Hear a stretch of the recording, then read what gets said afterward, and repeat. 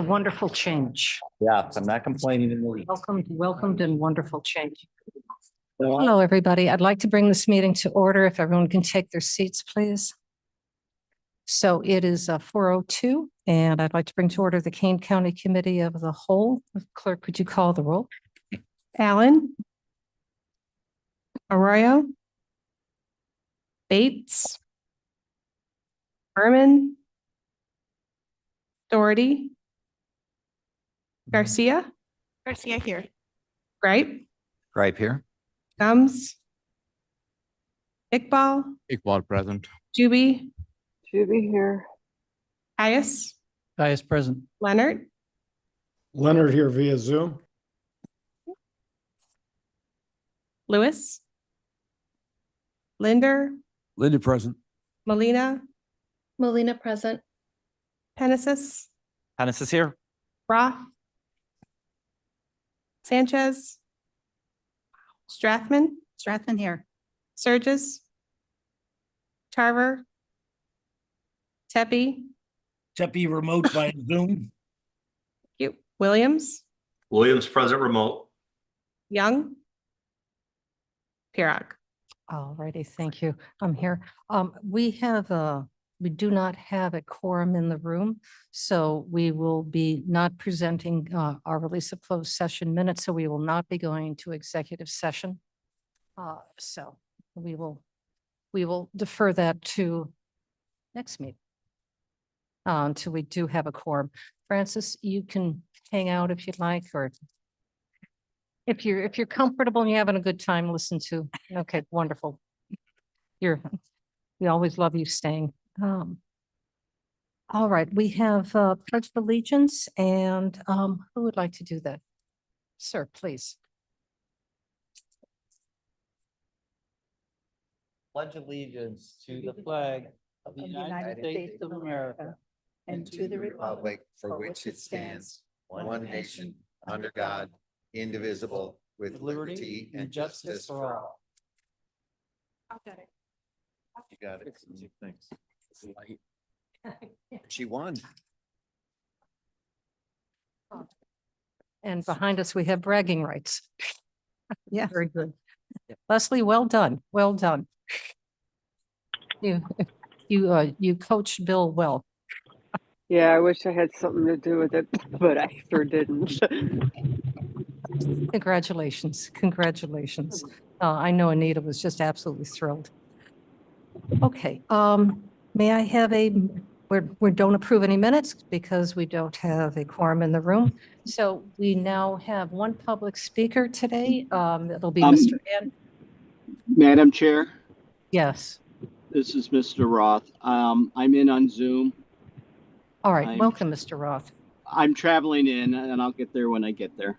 So, Okay. All right, right. you said you're on your way? yes, I am. So Okay, I'm very not good. sure how long, hopefully Okay. half an hour or so. All right, we'll see you in a little while. Okay, thank you. Bye. Sure. Bye-bye. All right, so we have one speaker, that's Mr. Anderson. Mr. Anderson, you'll have 3 minutes to address this board.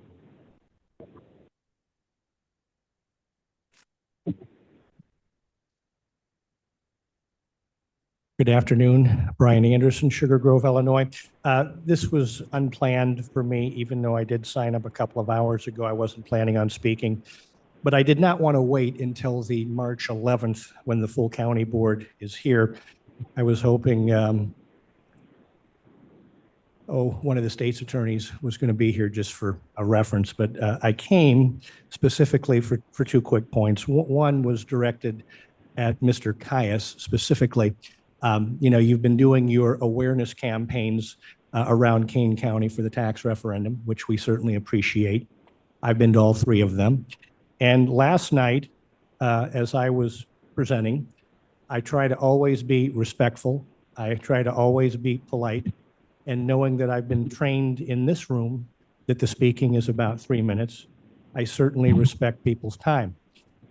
And the freedom of speech, Mr. Caius, I was continually interrupted and by you, and it's your job to listen to we the people. It's your job to listen to the constituents. So you've got a few more of these events coming up and I'm hoping you'll take what I have to say to heart, freedom of speech. You interrupted me because all of my factual comments always circle back to why we're here, right? We should have a balanced budget. We shouldn't be spending money. So that brings me to the second point, and I'll be brief. One of the citizens got up last night, and I know Chair Perogue, she tried to field the question. It was, what's the plan B? Obviously, the plan B is to tighten our belts, look across every one of the committees we have, and try to be frugal. You know, I spent 30 years in corporate America, and unfortunately, I had the leadership position of being involved in corporate layoffs and downsizes and pay freezes, and that is just the nature of how the world works. And so we may be facing those decisions here in Kane County, you know, and I look at this wonderful presentation, the capital program.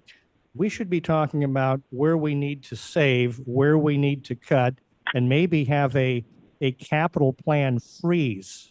Now, I don't want to get into the weeds, but there's a lot of things that we can do, a lot of things that we should have done. You had the ARPA money, and I think on some of the bullet points could have been used for some of what I see in the pictures that'll pop up on some areas for maintenance.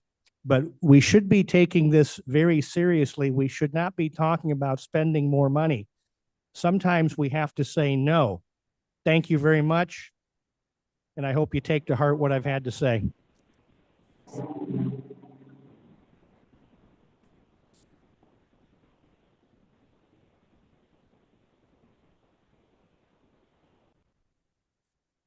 All right.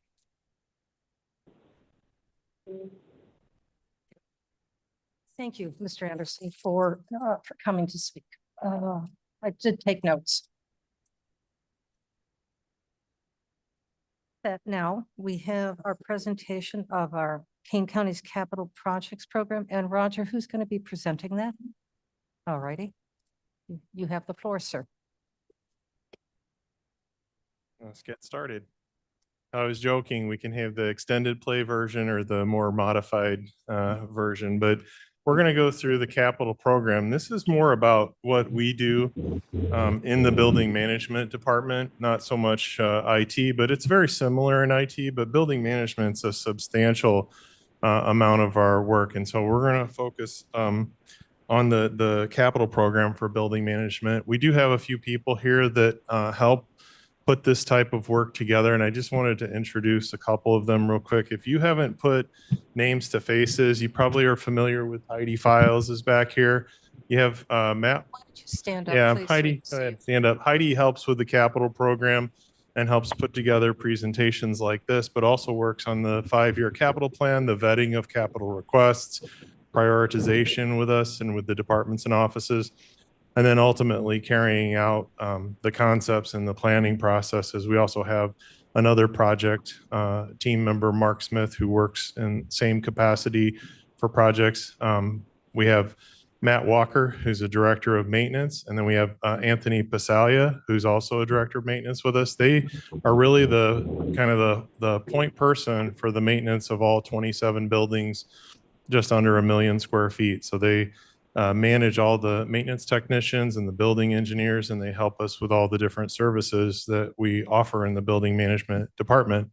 Last but not least, we have the chief for the sheriff's office, Ed Kadich, and he works with us on buildings administration and operations for public safety in the sheriff's office. A lot of our projects deal with public safety, deal with the Judicial Center campus. Ed is an invaluable part of our team.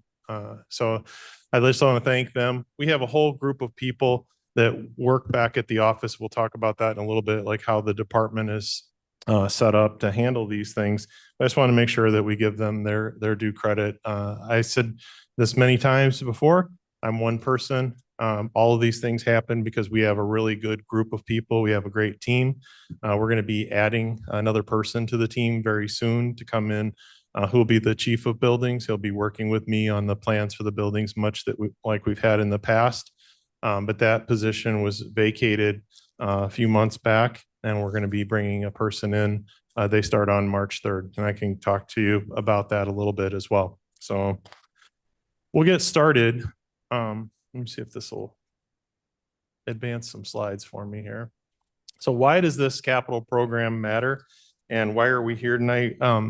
There's an old saying that we used to talk about in telecommunications management, and it's probably true in almost any format, is if you fail to plan, you plan to fail. And, you know, success has, 1,000 champions, and, you know, failure has one person who takes all the blame. So we have a lot of people that lead up to the types of work that's being done. A lot of champions and a lot of heroes. We're going to talk about some of the specific projects, some of the general things, but one of the important things that kind of gets overlooked is the capital program budget process. How do we come up with what's in the list? We're going to talk about the conditions and key building systems that we work with. And then there's the 2025 capital program, the things that we're actively working on. We also have kind of the future of the 5-year plan that right now we're actually reworking, because this year, every year we see new things come in, new things get discovered or disclosed to us or we're informed about. So the 5-year capital plan is more of like a moving target. It's hard to nail down everything. Some things come about as a result of other projects or as a matter of discovery. And we're going to talk about some program highlights and some pictures that we have to share. So with that, why this matters. We deal a lot with public safety and some of the essential services. It's much different than this particular campus, which has a lot of 8:30 to 4:30 services. The public safety side of it is 24 hours a day. There are people in the jail, people in the public safety patrol. They're working 24 hours a day. They don't go home at 4:30. So we're constantly trying to match up to the requests that they have for people that are in their custodial care. They're there all night. The deputies work shifts. They work weekends. They're out at night. We also have the juvenile center, which is youth. They're there 24 hours a day, depending on what's going on in the building. We have people on site working with them 24 hours a day, a lot of people that are on call. One of the things that I think is important to note is that right now we don't have a second or third shift for the maintenance at those two buildings. We're doing it with flex scheduling and some staggered shifts. And we're also looking at, what can we do to get a second shift or to get some additional support at night and on weekends, so that we're not as dependent on overtime and dependent on the staggering of schedules. The fiscal responsibility of it comes down to one of the things that we try to do is evaluate the priority of the projects, and you're going to see some classification requirements, but we prioritize public safety and preservation of assets first. So the things that make us safe, the things that help the sheriff's department and public safety keep us safe. And then next would be the actual preservation of assets. And then we get into some other things which get into developing programs and things that the county has authorized or wants to do. And then you get to kind of the things that people want, or the things that might be more futuristic. The goal is to try to keep it resilient. One of the things that I've stressed since I've been involved with buildings is to have buildings and facilities and technology that exceeds the public and the officials and the department's expectations. So it's not good enough just to come in and punch the clock and get your job done. We want these buildings and the IT to exceed their expectations. We don't want there to be gaps in these things where we feel like we've come short of their goals or their objectives. So that's a constant and persistent goal of ours, is to not just be barely good enough or not quite good enough. We want it to exceed their expectations. So some of these things I've already stated, but in dealing with the daily judicial proceedings, we do have the 24/7 custodial care. The capital improvements are there. They help us protect the security of the people that are staying there overnight, the safety of the employees and our guests, or the people that are staying in our our jail and in our juvenile center. The other thing is uninterrupted operations. A lot of the systems that we maintain and operate, whether it's elevators, electric, heat, cooling, those types of things are very much an interruption if they're not working or not serviceable. So when we have those types of things, that particular campus is high demand, high response. They literally cannot afford to wait next business day. We need to get people mobilized. So we have people on call 24 hours a day, 7 days a week. Matt Walker and Anthony can tell you more about the types of calls they get, but it can be everything from a water leak to plumbing to electric, cooling, heating, 24 hours a day, all week long. So one of the things that we've been working on, you're going to see more about this, is getting some of the larger systems to be reliable and replaced with more modern systems that are certainly more efficient, but also the age of the systems. Most of the buildings that we have are beyond 20 years of age, and most of the major mechanical systems that you have in the buildings are well beyond 20 years. One of the systems that we're working through right now is the Judicial Center chillers. And they're the original York chillers from the 1980s that were installed. And we can show you some pictures about what's been going on with them, but we're replacing them right now. And that was a product of saying, you know, we need the heating and air conditioning in the Judicial Center to be reliable and consistent and work. And when we took it apart to try to do maintenance, we identified that the machine had significant problems, and repairing it or reconditioning it would probably come close to the price of what replacing it would be. And in replacing it, we'll get something that's 30 years more efficient as far as our electric and consumption of water and things like that. So for us, the balance and measure was go with the newer system. Don't invest in the 30-year-old piece of equipment to have it spring another leak, cause another problem in the very near future. So we've been working through lots of the HVAC, and I know Mr. Anderson mentioned using ARPA funds for some of these things. You'll see in a part of this, we're spending somewhere near $20 million in ARPA funds on infrastructure improvements, which I think is a great testament to the board. We started with a capital plan. The 5-year capital plan was just over $60 million in estimated maintenance and repairs. Some people call it deferred maintenance. At some point, you can't call it deferred anymore. It's just things that you need to get done. I don't know if it was ever scheduled. To me, you have to schedule it before you can defer it. But anyway, the getting to those HVAC systems and putting, you know, $20 million worth of ARPA funds to use over the next 2 years is going to make a huge dent in the mechanical space for all of our buildings. We deal a lot with plumbing and water quality issues, health, sanitation, all of those things in those buildings. You have to think that the residents of those buildings, they're living there. They drink the water, they shower in the water. We have to have temperature control and mixing valves and lots of different things that you may have in a small scale in your home, but we're supplying that to hundreds of people in a really large commercial complex. And the systems are industrial, but they still suffer from the same types of problems that you might have at home. There's hard water. There's not enough chlorine sometimes. We have to inject chlorine. We have to soften the water. We have to deal with maintenance of aging pipes that break and burst, and you have to shut the valves off. So those are all the types of things that our guys are working on 24 hours a day. In addition to that, while we're dealing with major mechanical, you do have the fine points of fire alarms, burglar alarms, building controls, building automation systems, elevators, HID cards and locks. And then we also deal with ADA and accessibility. So it's a big list of things to try to maintain and improve throughout the buildings. And most of those touch in one way or another on public safety and the safety of our employees and the safety of our guests. So the fiscal responsibility, one of the things that we focus on is, you know, evaluating the cost of all the things that we do. And we do the competitive procurement process. We follow all of the county procurement, and we go through competitive bid processes and qualitative analysis for professional services.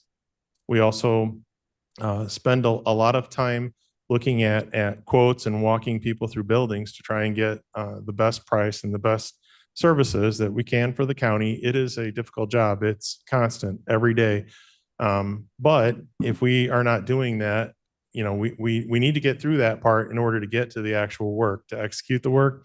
So our team's been developing policies, procedures, and working with purchasing in the state's attorney's office so that we can make sure that we're getting obviously the best price, the best value. But then in addition to that, we have the responsible bidder ordinance. So we have some things that we have to do in order to get the qualified vendors that the county board has asked for. And then we also have the green building policy. We have a review process where we work with environmental water resources and we try to look at the green building policy, try to determine if there's better efficiencies, if there's more energy efficiency, water efficiency, or if we're doing something that might be wasteful and we could do it better. But all of those are built in and kind of baked into that fiscal responsibility, trying to get the right products, the right services, procuring it in a way that follows the responsible bidder ordinance, making sure we have a environmental review with energy and water resources. So those are the types of things that go into the fiscal planning. A lot of the things that we have are aging systems. As I said before, when something gets beyond 20 years, beyond 30 years, when it breaks, it wasn't an accident. It wasn't something that occurred that broke it. A lot of times it's just age and they're failing. At that point, how do you handle those predictive types of failures? We do a lot of building condition assessments, and we've been working with architects and engineers to do condition assessments. But we're also working with some private consultants that specialize in building inspections. So we get a little bit more targeted building inspection about the mechanicals. And that's been helpful, I think, in looking at our response to some of these problems, trying to identify what type of plan or course of action we need to take. So we want to build a resilient future. Again, the green building policy is something that we're hitting on every time we do a project. The green building policy kicks in when you're doing a capital improvement. I think it's over $1 million. Responsible bidder ordinance kicks in at $30,000 for a public works construction project. So we're doing both of those. We also developed the facilities master plan, which I know some look at that as, is that the directive of the county or is that a guidepost? And it's more of guidance for us. And we had a discussion at administration committee about the facility master plan, which that was the last point on there I missed. That facility master plan is telling us what's kind of on the track and what's off the track. And so we're focusing on the things that are on the track, things that the board told us were in that short-term window of planning, 0 to 3 years. And then there's the longer range, medium planning, it's like 3 to 10. And then there's the things that are 10 years and beyond. But for right now, for strategic planning purposes, when we look at the capital program, we are also trying to fiscally align that with that short-term goals. We do have the long-term goals out there, but I think some of those are going to require significant financial changes, some significant investments that would probably be specific considerations of the board. Do they want to go in that direction? Then we would start pursuing it. I already talked about some of these. The new person that's joining us, Director of Building Management, the new Chief of Buildings, his name's Kevin Harris. He'll be here next Monday. So he's got a lot of catching up to do. Kevin is a brilliant person. We're really happy to have him joining us. He was recruited and interviewed and hired. He came from the outside. He's not an internal candidate, but he has wonderful qualifications. I think he has a master's in mechanical engineering and an MBA. A very smart person. He's worked in buildings and facilities for all of his life. Has 20 plus years, 25 years of experience. I think we're very fortunate to have found him, and I'm looking forward to him starting because I know we have lots of projects for him to work on. And the rest of the team up there, I put them up there. One of the people that I did not mention early on is Brooke Roth. Brooke is our administrative services director. She runs the business end of what we do. And she's doing that with purchasing, finance, She works with IT, GIS, building management, Mill Creek, but think of all the accounts payable, all the accounts receivable, and managing all the purchasing and requisitioning that we process. Brooke is kind of spearheading that with all the departments. I didn't want to miss mentioning her. The other people are just the staff that make up the 54 people in building management. We do have 2 chief building engineers that are more the maintenance mechanical people. Painters, janitors, these are the types of things that we get into, mailroom, print shop. Then we also do like a buyer and stockroom position, but that's our team. So the next part of this is to talk about the actual capital process. So how do we go about determining how we come to a capital budget? And you're going to see this diagram kind of reiterated with steps in it. But we start by getting capital requests for the most part. And it's an iteration that comes off of last year's published and implemented plan. So there's some things that maybe didn't get finished or didn't come to conclusion, and those will come into the plan. But we collect the capital requests and project requests from all the offices and departments, and then we have our own internal requests. They go through, they'll classify and rank those. And we'll show you some of the criteria for that. And then we draft the budget, and then it starts coming to the board. It goes through the committee approval process and the adoption. And then ultimately we grab onto that, publish it, implement, and start assessing it again. So it's a continuous improvement process, right? So these are some of the steps involved. We do the property assessments. We have maintenance schedules that tell us about repairs and replacement needs. And then we also get a lot of requests from departments for things that they're looking for in their respective offices. But that's kind of the collection mode coming inbound. Again, I think I mentioned this, but classifying things, it's kind of like straight logic, right? Life safety, public safety and life safety, preserving our assets and property, which I mentioned earlier, maintain and improve security. And then we get into kind of the more depreciation, maintenance and repair of things that are aging. And then if something new, additional or desired is kind of last. And I'm going to tell you the new, additional and desired is a difficult prospect. There's not very much that makes it from that list. It's mostly the first 4 items. The draft budget, we'll draft the budget for the general fund. We also talk with special revenue funds, and that's been something that has been somewhat of a debate. So when we talk about special revenue funds, we're talking about offices or departments that get their fees and revenue for their expenses from other sources of funds besides the general fund. So if they collect a fee and it's supposed to operate that program, should their capital come from that fee? Should their improvements come from those special fees? That's been something that we've been working with finance on because it does come up. So a good example is animal control. Animal control collects fees for their services, for the tags. How much of the capital investment in the building, the parking lot, all of the things that they do, should it all come from their special revenue fee? Or is there a codependency with the general fund for the asset of the building? And that's something that I think is a further discussion, but it does need to be talked about when, especially when programs or fees are supposed to cover the costs of their existence or their program. And we've been dealing with that over time, but it is something as dollars are tight, you're going to want to talk about that. If the fees and the things that you're using to support those programs are not fully supporting them, they may need to reconsider that or look at that. And that is a policy issue Yes. for the board to consider. So another area that we get into are grant funded capital requests. So sometimes you'll get a capital request. They'll basically say, we have grant money for this. And then the question is, does the grant money cover just the capital expense? Does it cover the operations? Does it cover the maintenance, the ongoing cost of it? I've heard some people talk about, well, you're going to buy this. That's great. Who maintains it next year? Who pays the maintenance and the ongoing? So getting with the people that are receiving the grant and finding about the ongoing, like the 5-year costs, we'll actually do that homework as well.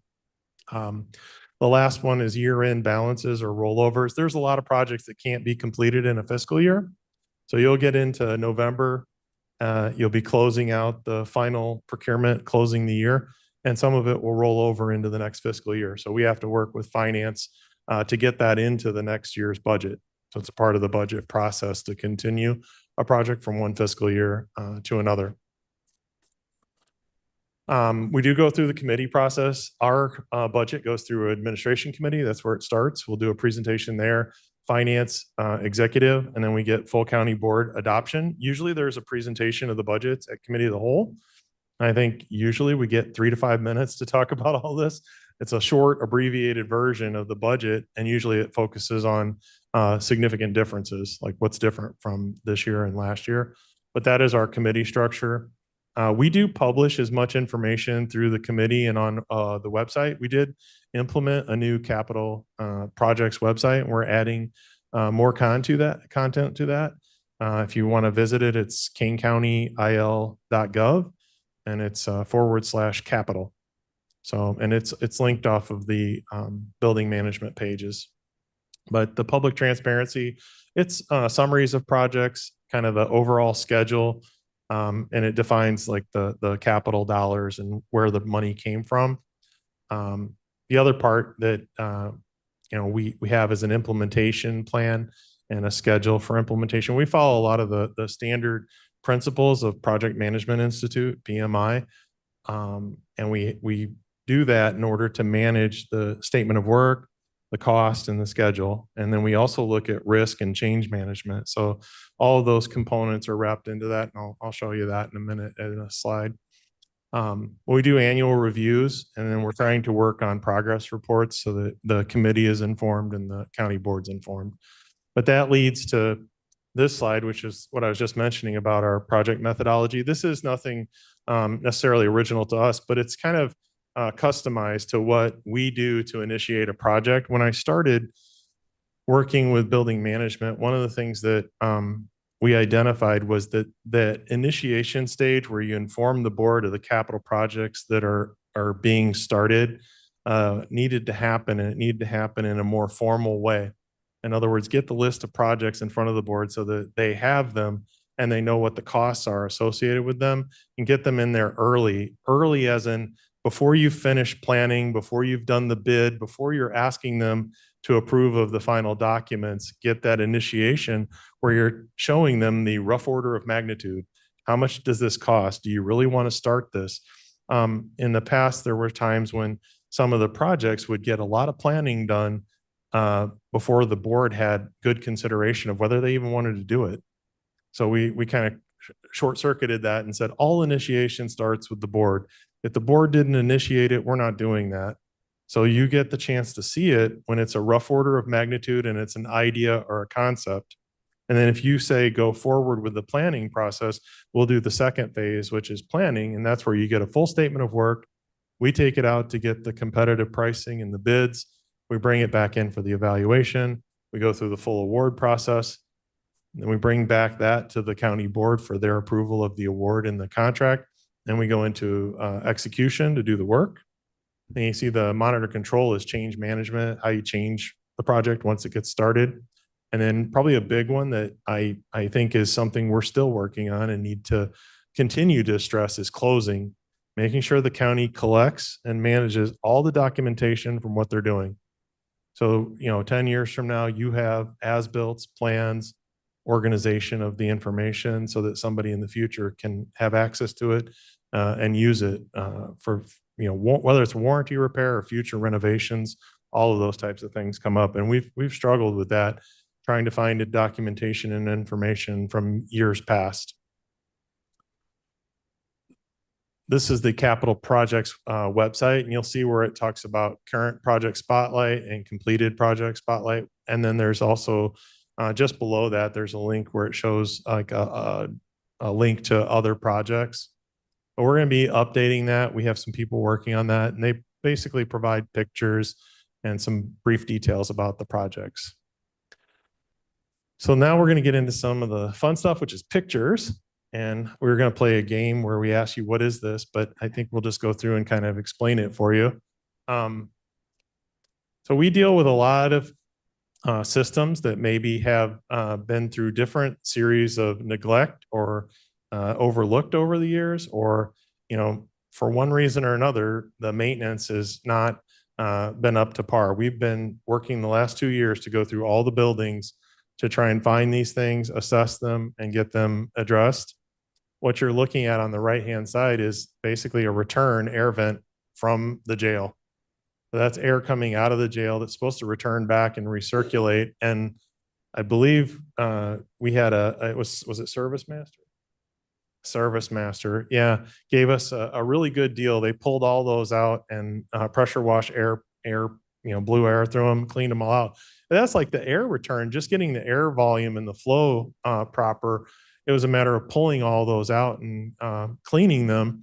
But it gives you an idea of something that maybe most people wouldn't think about. But Matt and Ed, Tony, the team are like, this would help if we can get these cleaned, or we would replace them. And then we looked at replacing them, and then we found somebody that said they could clean them, but they went through and literally cleaned how many? A couple hundred? 72 per pod. We have like 10 pods. So there's a lot of them out there. Then, the piece below that, Matt brought show and tell, but the pipe that you see up there is the same type of problem that we see throughout a building that's not even 20 years old. And it's corrosion, it's, the hard water. We have chlorine, we have pitting, we have pipe damage that's occurred. Some of that is due to water quality. Some of it is due to pressure and temperature and, whether we have the softeners working properly. But over the years, those are the types of things that manifest. And there's no way to fix that other than replacing it. So we're doing a lot of replacement of pieces of pipe like that. This picture is the York chiller that was the original installed chiller at the Judicial Center, the criminal courts. This is one of them that was disassembled for repairs. And this was kind of our decision-making point when we decided that we needed to replace the chiller.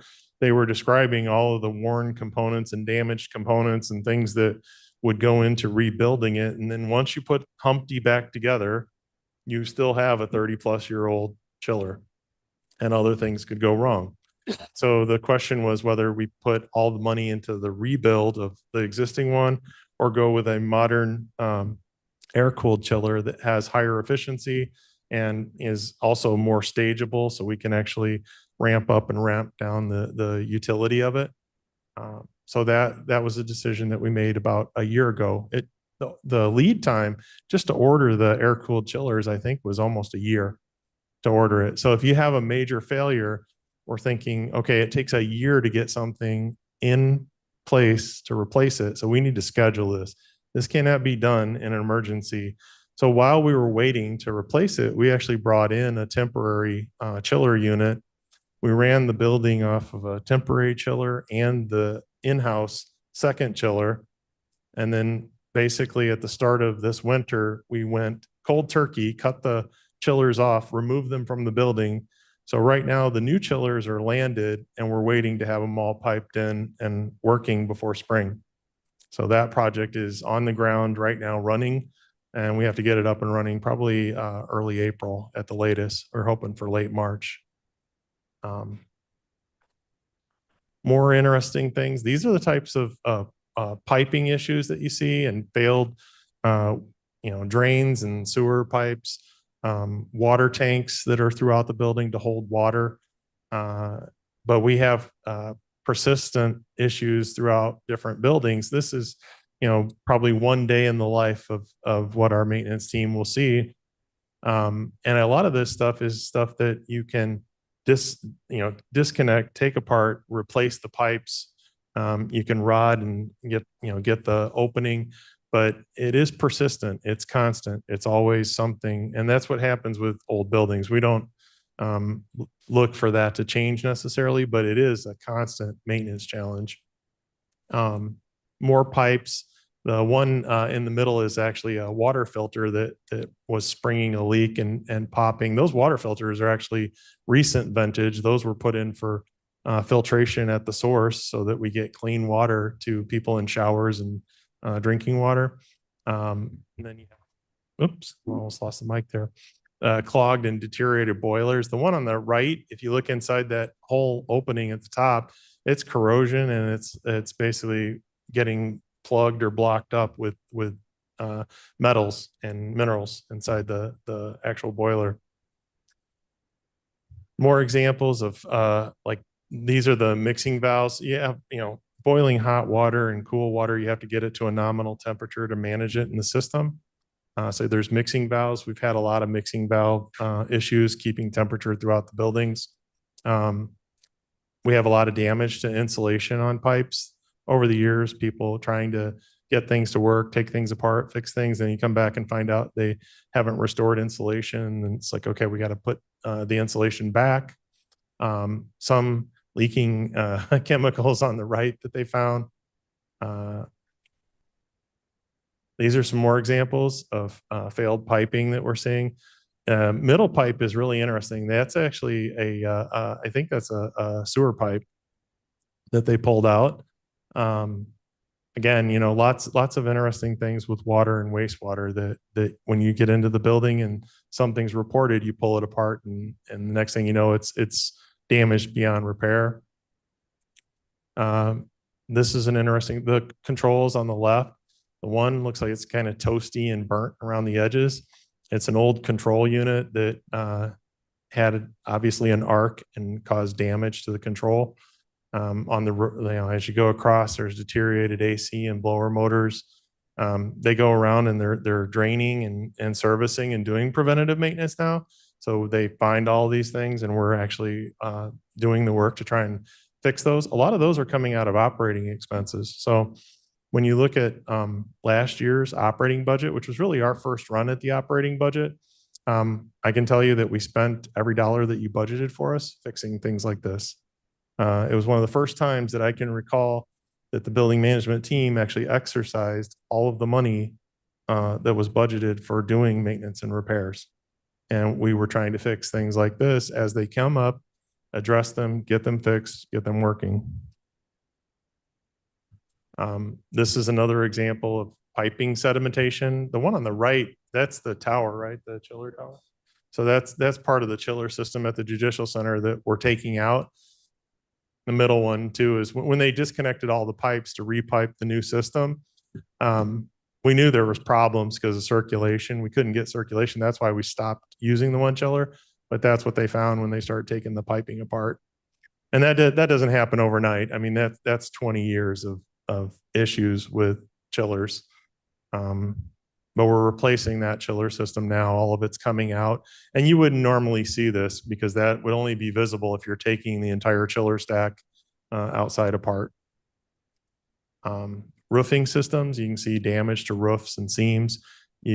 Last month, you passed a resolution for WeatherGuard to do 3 roofs for us. We've been having great success with them. They did the Juvenile Justice Center. They replaced the entire roof on that, did a great job. We have 3 roofs scheduled for this year to be redone. But again, you have 27 roofs to work on in the county. We're only getting to 3 of them this year. So in a full rotation, we could be doing that for the next 20 years, you know, 3 a year. But those are the types of things that you see. We get into control systems. The card readers on the left are old swipe cards and mount points that we're trying to fix to actually do like caulk and seal and restore.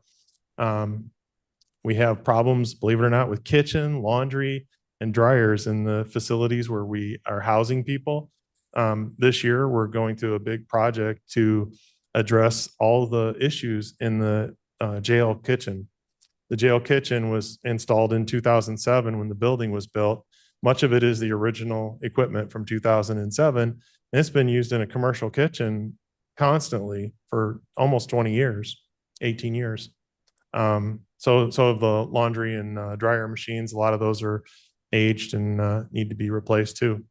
Find all kinds of gauges damaged. You don't need to see all those. This was actually, I think, today, right? Yesterday? Okay. So we found a storm drain that actually in the bottom is not draining properly. It's in a parking lot area that drains to one of the retention ponds at the Judicial Center, and it was holding water, so it froze. Well, guess what? It backed up And that pipe backed up, what do you think? 15, 20 feet? 20 feet of elevation above ground, backed up water from a frozen pipe. They got it out of there and got the water released, but it did cause some water damage in the cafeteria area where it backed up to. It backed up that far in that pipe. That's stormwater from the roof coming down a drain pipe and backing up into a vault outside. So, but that was yesterday. They were putting that fire out. Not a fire, that's water, right? Earlier, we talked about the capital program. This is what you see when you vote on the initiation of projects. And what I wanted to explain is this is the first step, the initiation of the project, which puts it on your radar that you agree this is a project. We then go into the planning to get the actual bid and the contract documents for the board to approve.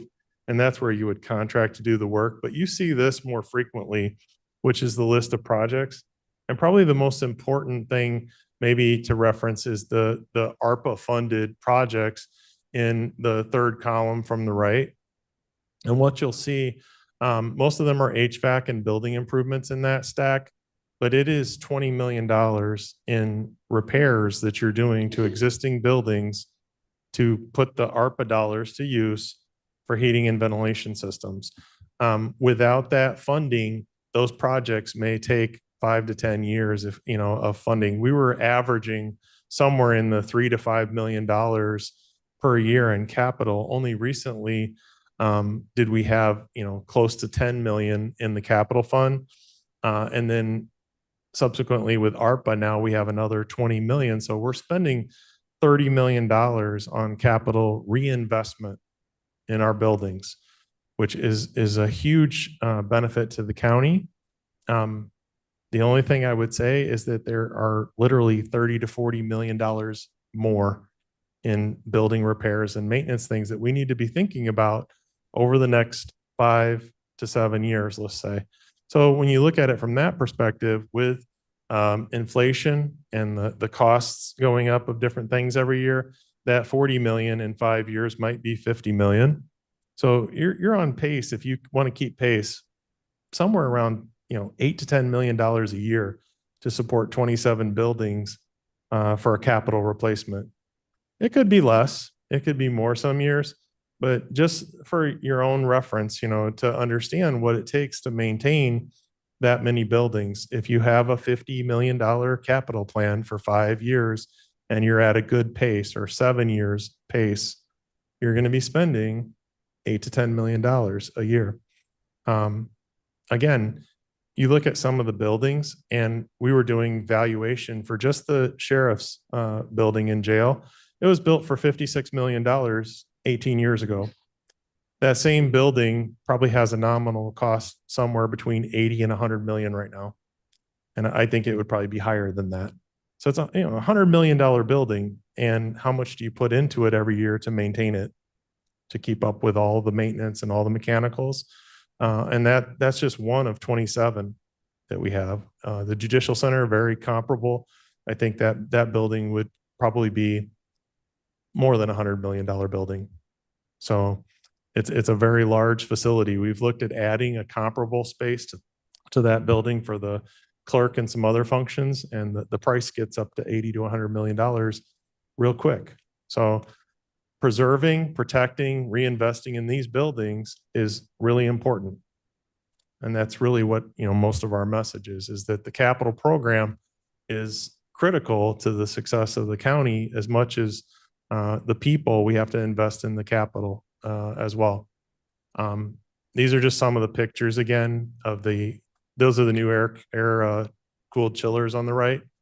That's what's replacing the chillers on the left. This is an example of a new bathroom that was put in. They didn't have adequate bathrooms for the diagnostic center, and we carved out a private bathroom and put in a bathroom for them. They were actually using, I think, diagnostics came in and were explaining how they use the same bathroom as their customers. So the same people that come in for diagnostics, they would actually go and share the same restroom with the same people that are coming in to be evaluated. So we gave them a private bathroom. The nice pews, we used to have pews here, but But over in the Third Street Courthouse, we partnered with the judiciary and we built a new jury lounge and refinished it. It's a lot more comfortable, a lot better for our visiting jurors. That's another group to mention. Andrea O'Brien and Jason Mathis with Chief Judge Villa. They're huge partners with us, just like Ed with the Sheriff's Office. A lot of these projects couldn't happen without their support. They come to us and say, hey, can you make the front entrance of the Third Street Courthouse functional? Can we get it to where people can actually come in and go out at the same time without passing through the same door? And can we get an opener for ADA access to open the door for people and make it a level threshold so they can get through? So we changed out the old box door that was on the back of Third Street Courthouse, had them frame in a glass door, had them put in ADA accessible openers, and they also graded it properly. But it was a huge add and a huge positive with the Chief Judge's Office just to get simple doors fixed that work. This one, it's hard to see. I know, Madam Chair, you told us, can we get a better picture of what it looked like old? So the picture on the left was before we did the soffit and some of the finished millwork. And we also did pressure washing, and there's a new set of stairs on the back of the building. But these small little decorative pieces of molding and soffit, there were some of them that were literally rotting off the building. And we actually had someone come in and they crafted the molding to match. And we had them repair the soffit and the molding. When we did the roof, we did tuck pointing. I think we did the downspouts and we fixed the deck. All in all, the picture on the right is after they were done, probably put years of life on the Cole Pope House on this campus. The roof protects the building. All of the wood that was dry rotting and decaying has been fixed. And we did abatement and decontamination in the basement where there were some things. There was a running bet of whether or not it was a dirt floor or a concrete floor. It is concrete. If you go down deep enough past the dirt, there is actually a poured basement floor. For a number of years, I think everybody thought it was just dirt. Judicial Center campus on the left, that is actually an example of what is a typical failed light post at the Judicial Center. And a lot of them were not LED or energy efficient lamps. Heidi and our team, they went out and we did a big plan for relighting the entire campus out there for safety, and also to manage the electric, and the LED was a lot more efficient. So we replaced the lighting systems out there. Those were original to the campus. And like I said, I don't remember what the failure rate was, but it was pretty steep. I think it was like 30–40% of the lights were failed. And then a bunch of the wiring was in bad condition. A lot of it didn't work. And it got to where it was just a better idea to replace it with LEDs. So that's been done. If you go out there now, it's nicely lit. They have LED lamps. We're going to be studying the efficiency of that, see how good the return on investment is. Jody and her team helped us with that project and reviewing it. So we're looking forward to that. We have a lot of surface parking everywhere. This is the branch court in St. Charles. You'll see the parking where you can see the potholes and you see the cracking, lots of damage. So this was mill and resurface and striping. We did work there. We did work at the Judicial Center. We also did work at the Third Street Courthouse. We're planning to do a 5-year pavement replacement where we're going to do mill and resurface lots. Depending on budget, we'll keep going. As you know, the budget gets tighter, we might have to change the plan. Maybe it's 5, maybe it's 7, but trying to get through the surface lots so that they're in good repair. You have to think when you're using those big surface lots for people to come in, you actually need them to be a reasonable surface for people to use with wheelchairs and remove trip hazards, things like that. And also sometimes you get potholes that are big enough to damage a car, but we're trying to avoid those. Roof at the JJC, we've already talked about. Was a huge project. I think that one went off with almost no issues. That was a really good project. We're going to replace one more rooftop unit out there. But other than that, we've replaced all the rooftop units for air conditioning, and we redid the roof on the JJC this last year. This is actually right behind this building. So if you're driving out here behind the building, you'll notice there's a little bit of a concrete rise. That used to be a vault where they had heating oil and tanks underneath the concrete in a vault. It was asphalt in a vault. And the picture on the left is actually the deterioration of that vault and the road falling into the vault, basically. We had a structural engineer come out and look at it, and their advice to us was, it's a moderate hazard, but it's going to continue to deteriorate and eventually it'll fail. So what we did is we don't use that vault for much of anything other than storage. So we had them bring in fill it, and then they put in reinforcement and put a concrete over it. So the vault is no longer a hazard, but that road behind here, when tax collection happens, probably takes a few thousand cars in a couple days. And that vault, when they're doing that, you will see large chunks of that ceiling fall out of there. And we used to have it taped off, telling people, don't go in there because you might have something fall on your head.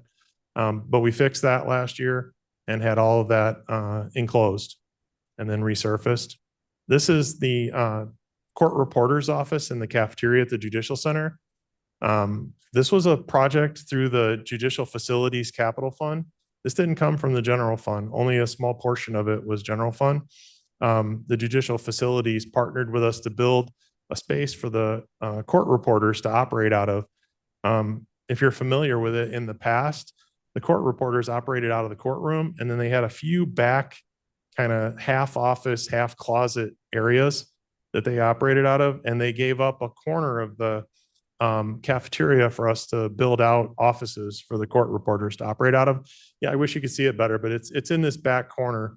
They built out the corner of the cafeteria, and in the process, we refinished the cafeteria with some better furniture. It has USB plugs and power charging for people that are there during the day.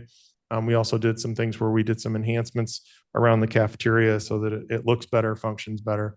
But it was a big success, a good project for us. This is a courtroom. If you're familiar with the county's criminal courts, this was a multi-purpose room on the left where they used to hold meetings.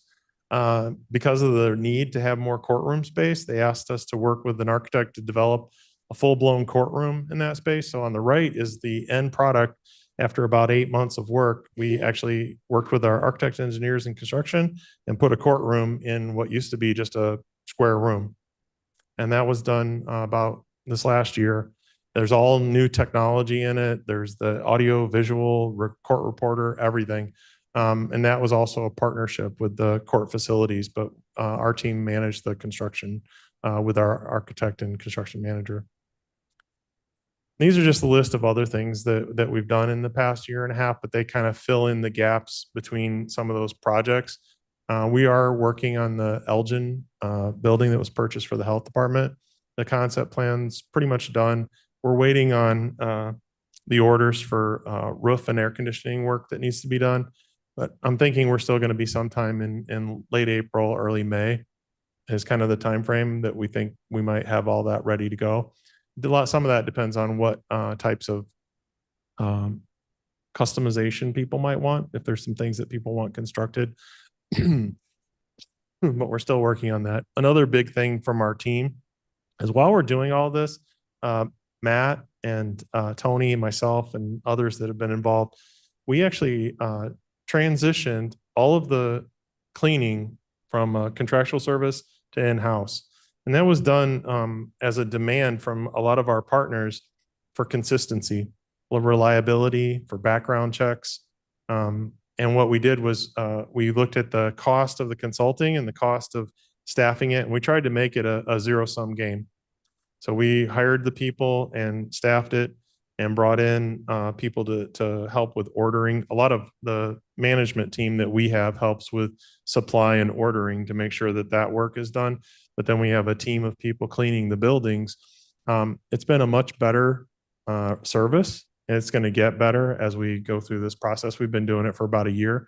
But think about it, while all that's going on, these guys are also trying to manage 17 new people to do cleaning and assignments. We did a lot of planning for this capital plan, especially in the pavement management area and roofing and heating and air conditioning. There's some other things that we're working on that I did not touch on. We are going through at the Judicial Center campus and the Third Street Courthouse, all of their fire alarm panel and fire emergency service panels. We're trying to get through all of those to replace the panels and the devices. They are ancient. We uncover things all the time that are not supported about them. And the worst thing you can have is an alarm that has to be disabled because you can't get it out of an alarm status. So we have to try to get them repaired and get them back in service. It's a safety issue. But we're going through all of those buildings right now trying to get, we just finished the Juvenile Justice Center. So that one, we got the alarm panel all straightened out. It's all new panel, new devices, and we're moving to the Judicial Center. That's our next target for those. I think that, it sums up most of the work. I'm not going to read all these off to you, but you can understand that it's been a busy year for us. The capital program is very important. It does maintain your assets, your buildings. They're a huge investment. There's 27 of them, million square feet. If you don't reinvest in them, you go into this deferred maintenance or you don't maintain them, things fail. We have a lot of critical services related to people that are staying with us in the jail or in the juvenile center. We do have people that work 24 hours a day, and we have to be there to support them as well. And these things need to work for them. So I think that's our message. We're still trying to get to where we exceed the expectations of the elected officials, the departments, and the public. So if you see something that you think is not up to par, that you want us to focus on or pay attention, let us know and we'll do it. We'll try to pay more attention. Very good. Excellent presentation, Roger. Very you. interesting. Are there any comments on this? Yes. Yes, Mr. Roth. Roth here. 2 years ago, when you were presenting, Roger, you were more in react mode. And I think the Yeah. question I asked then was, how many years is that going to take? Would you say, are we still in react mode, or are we starting to get ahead, even with the game? Well, we can't let Matt or Tony speak. I understand. Yeah. Because we're always in react mode in their case. We know, I would say we know a lot more about the condition of our buildings Right. now, 2 years later, not quite 2 years, almost 2 years later, but a lot more than we did 2 years ago. I really thought that we would be not as far along as we are right now, Okay. because just the evolution of building teams and getting people, we have moved a lot faster and a lot quicker than I ever would have imagined. I mean, and some of that, I think the acceleration of it is good people, then, ARPA and available funding to move things. These air conditioning projects, I mean, are huge. The jail improvements are enormous. You're going to see, $13 million worth of work, which, by the way, just for your support, we will need this. When we're doing that work in the jail, we have to do it while they're there. So we need to work with them and the board to try to figure out how are we moving these people safely, keeping them protected, keeping us protected. But you're going to have this kind of orchestrated event where all of that has to be choreographed. And we're talking about that now because that's probably, maybe a year out before we get all the equipment and we have to do these things. But it's going to require a lot of cooperation, a lot of planning. As far as where we're at, I think, 3 years was kind of my first initial idea of doing assessments, doing preventative maintenance systems, getting a scheduled service desk in place, hiring people, getting a capital plan that's actually a written document that we reevaluate regularly. Those types of things all in place. I think the team that we had over the last year has done a great job putting that together. We'll do better. I mean, we're going to get more into the preventative care, preventative maintenance versus reactive. Right. Probably, another year to 3 years and we'll be in a lot better shape. Thank you. Yep. Anybody else? Madam Chair. Yes, Mr. Iqbal. Yep. Yeah, to Roger, first of all, I want to thank you for a well-balanced presentation. I have seen here people coming from the staff and bad-mouthing the taxpayers' buildings Yeah. and finding things that simply were not there. You have done a good job. Thank you. My question is manifold, actually. Uh-huh. First is the word capital. Yeah. You have used the word capital in a kind of a loose manner, coming from the capital fund, from the finance probably. Yes. But what you have described under the capital is not the capital project, which are mostly new or long range, like a new building, but kind of a building maintenance. At a larger scale. Sometimes you have to replace it, sometimes you have to maintain it, sometimes you have to change the pipe, clean up the pipe. All kind of Yes. things are in a kitchen sink like this. You put it in. I would suggest if you could subdivide this word capital into different categories, you will get a lot better control. So if I can respond. Oh, absolutely. I would say that there is a maintenance budget that we use to do maintenance work. When we talk about capital for like major, like the glycol system in the whole building, it's a water or glycol system as opposed to, you know, or if it's like some of the failed like drains or vaults are actually going into the replacement of the parking lot. So when we rip out the parking lot, we're going to try to fix these vaults. And these are just examples of like failed structures in the parking lot. So we're doing, you know, hundreds of thousands of dollars in parking lot repairs and replacements. So some of these things, we're trying to fix them in the capital project, rolling it all into the statement of work.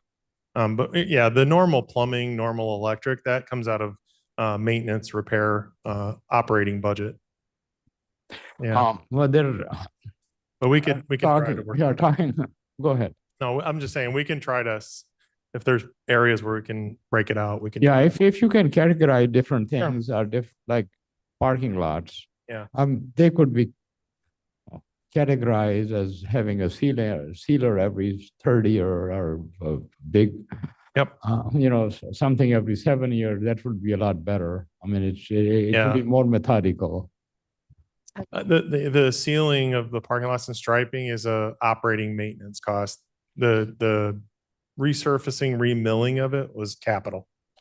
So that's kind of differentiating it, but So it's a terminology that you Yeah. get some clarity on. Yeah. In the Right. terminology, you have mentioned capital upgrade and maintenance in one sentence. yeah, Yep. And I'm glad that you have introduced a new system called new performance tracking and Yeah. Facility management to work order and ticketing. yes, But if you could do the same thing for big items like chillers, Yeah. to see what their maintenance is on a routine basis, yes. at No. least that will tell us where we are going in 20 years. So every item, we're trying to get asset tags and put them into the maintenance system. I think we have a lot of them in there and they are getting like a preventative maintenance schedule. But when we do that, we're also trying to assess the condition, age, and do we need to schedule replacement? There's some industry standards where they're discussing preemptive or pre-scheduling the replacement of critical systems before they fail. So in the jail, for instance, or in the corrections area, at 15 years in the industry, they're recommending you replace them proactively. Don't wait till they fail. Yeah. So we're working on some of those things with our scheduling right now with the vendors, which systems are in those categories. And you're going to see more of that. We're going to be bringing back some maintenance, repair, service contracts that are going to require the PM condition assessments to tell us more about things that need to be done and things that need to be replaced on individual systems. It's going to be that more advanced, I think, in the very near future, where you'll get a report for each building that's going to tell us what should we be replacing. All right, so Two more. I'd like to have about 5 more minutes to this meeting, if you would not mind. So We're fine let's somebody else have an Yeah, okay, go ahead. opportunity to speak. with you after. Yeah, thanks, Raj. And feel free to respond. I'll make these quick, Okay. but based on what Mr. Roth was saying, it sounds like you did a presentation, which I love. Thank you very much. It's very interesting. I could have guessed some of these, but not all of them, Okay. what they were. But you did one about 2 years ago, Yes. sounds like, right? Yes. And it looks like you guys are getting on top of maintenance, but my first question is, what the heck was going on before that? Well, I think that you had a lot of different personalities and experiences between the people that worked here, the board, and kind of the how do you structure responses to things. You will find that I'm persistent at trying to pursue the things that I think will help. When the chairman of admin, Caius, asked me about this, Madam Chairman asked me about it, I put together kind of like a 5-year recommendation of here's where I would take this with the new person. And we were doing it while things were kind of unfolding. And then the question came up with, well, this looks like, a plan, and we want to execute that. We want to move forward and get this moving. But before, there was a lot of times when not the right people, not enough people, not the right money, not enough money. And you can take credit or blame, but a lot of that is how you present it, how you position it. Can you explain where the money comes from, where it needs to go, and try to get it into a program or into a way that the board can consume it? And you cannot consume the elephant on one bite. You need to take bites out of the elephant one at a time, strategically. And I think sometimes the kind of the overwhelming issues kind of bury you as an individual, and you have to look at the things that are achievable, obtainable, and that can actually be accomplished with the resources that you have, the budget that you have, the people that you have. And as you go through the next budget cycle, I'm not assuming that everything's rosy, and we're going to have to make a lot of tough choices. The buildings are one of those things. You have people, buildings, contractual, lots of things. So, we're a good partner in that. We're trying to tell you what is critical, what needs to be done, what has to be done. And then we'll identify things that, maybe can wait. Sometimes you have to kind of stretch it and schedule it out over longer periods of time. Don't lose sight of it. Don't let it go. You still have to keep it on a schedule somewhere. So I think that's really important. Real quick, follow up to that. You had mentioned budget presentations made by different departments. Yes. Do you know when yours is planned for the next um, committee of the whole? Finance and the finance committee, they'll set a schedule. I'm not sure exactly. The schedule is out, I think. It should happen sometime late spring. We'll Yeah. start talking about that. Yeah. And we usually will bring paper kind of presentation materials, but we'll have that out early. The second we can get instruction and get started, we'll start putting stuff out. It's an iterative process. So the first shot of budget you see might be more kind of extensive and maybe go into areas where you're like, hey, draw that back in. And that's kind of the nature of the process. So we start big and look for instruction, look for advice, look for the kind of guidance from finance and also from admin committee, and we start pulling in as tight as we can. Then obviously you're going to have to make your financial decisions. Yes, Ms. Garcia. Quick question. For when the budget will be coming in or planning Yeah. in, will you have the historic, kind of like the budget that it was in 2023, 24, 25, so what we can see? Yeah, we can do that. I mean, I think the capital's a little difficult. Operating is easy, but capital is a little bit of a strange animal because there's kind of the peaks and valleys. That is one of the things that we're trying to look at is how do you avoid that, like sudden capital costs as opposed to something that's more consistent. We did that pretty well with the IT department, and building management's just been a little bit wild ride because some of these systems are incredibly expensive. So getting kind of a normal pattern right now is difficult, and even more so when you have the injection of ARPA money, because it's like hit the accelerator, go, because we have the money to invest in this. So you're seeing us take probably some steps that we wouldn't normally take. It wasn't like, hey, it's like by force, you have to do this in order to put the money to work, and you had a deadline. So you see a lot of that in the projects for the next 2 years. It's accelerating to try to meet those goals. Ms. Allen?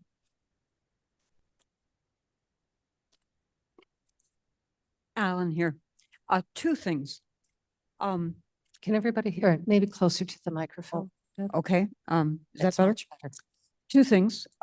One is, how long would you say, Roger, it took to build IT into the smooth running machine that it It was, is? day one I got there.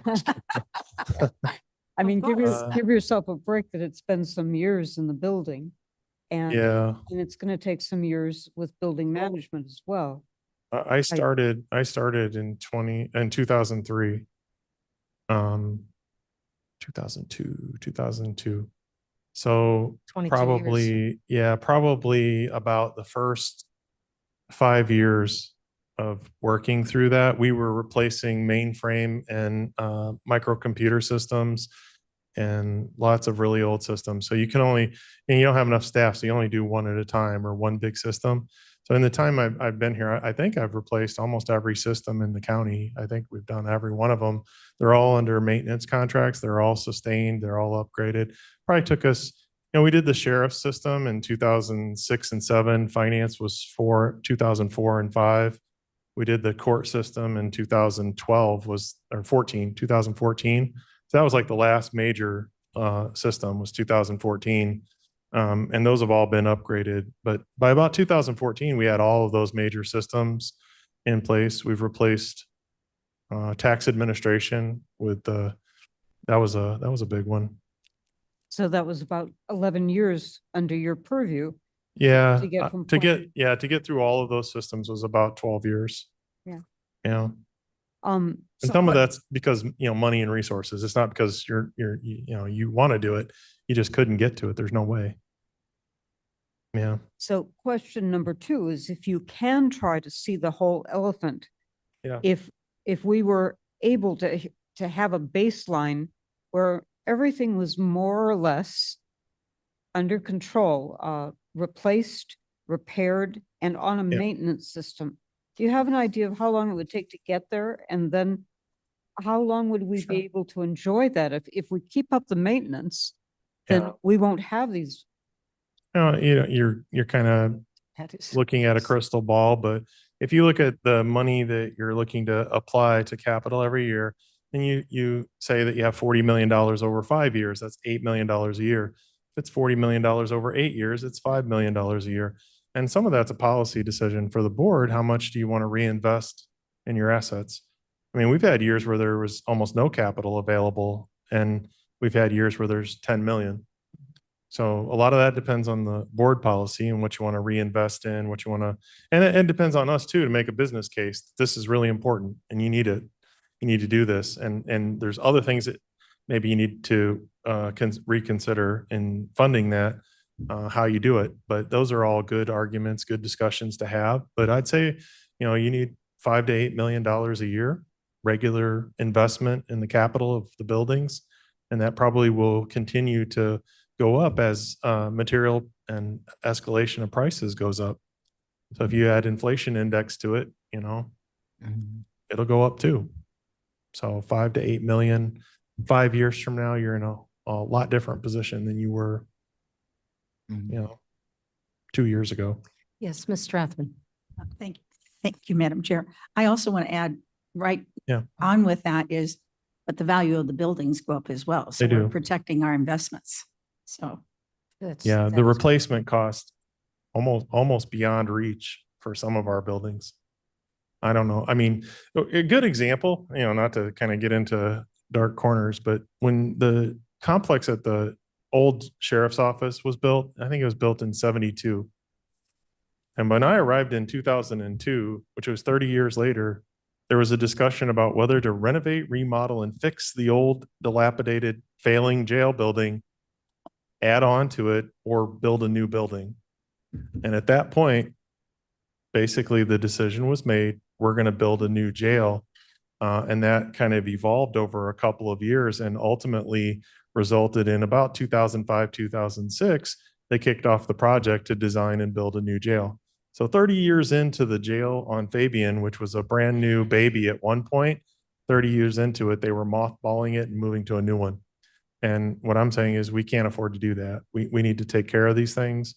and make sure that we reinvest, make sure that we're protecting our asset here, so that they're here for the future use versus, there will be demand to build more space for different reasons, but it shouldn't come at the neglect of these buildings. Mr. Tepe? Thank you, Madam Chair. First, Roger, absolutely an excellent presentation. You always do an extremely good job of presenting what needs to happen and what has happened. But my key question is, I know we've allocated a large number of ARPA funds to handle some of these projects. Do you know what the total amount of those ARPA funds that have been allocated is? It was on the one chart there. It's about 20 million. I think I'm going the right direction, maybe. Right there. I don't know if you can see that. It's $20,033,873. 20 million, roughly. So that's an extra 20 million of funds that we would not have had That's it correct. not been for ARPA. Okay. Yes, and it would have been probably another 3 years before we could have gotten to all those projects based on our current capital spend. It would have taken us that many more years. The poor jail. We're Thank you. accelerating. Yeah, that's the acceleration effect. It's like hit the gas and put your seatbelt on. It's going, it's moving. Yes, Mr. Rothman. I want to thank you. I'm sorry that more of the board members are not here to see this excellent presentation. It looks like you put a lot of work into that and I appreciate These that. guys, Heidi. Thank you, Ms. Files. Thank you. Thank you. Yeah. Big I was just going to say, I also think you've done a great job of bringing it down to a level where we don't need to know the technical terms that you're dealing with on a daily basis, but you've made it quite clear what your projects have been and where they were, where you are, and where you hope to go with them. And I appreciate that. So thank you for a good job, not only in the presentation, but on the work you do daily. Thank you. And the staff and your Yeah, staff. we do. We have a great group of people. And actually, I will tell you, IT and building working together, there's some synergy there that you normally wouldn't think about, but because of the environment and the offices we're working in every day, they work together hand in hand very well. They're one and the same. They work pretty good together. Yeah. Mr. Penesis? Yeah, I just want to thank you for that Yeah. wonderful comprehensive report. Yep. I don't want to get too much into the weeds here, but I was like looking at some of the numbers here, the HVAC for Yes. Elgin Health. Yes. Is that for the new facility? Which one are we looking at here? The 1.156 HVAC Elgin Yeah. Health for the That- ARPA funds. That is like 30 rooftop units on that building. Wow. Okay. So, yeah.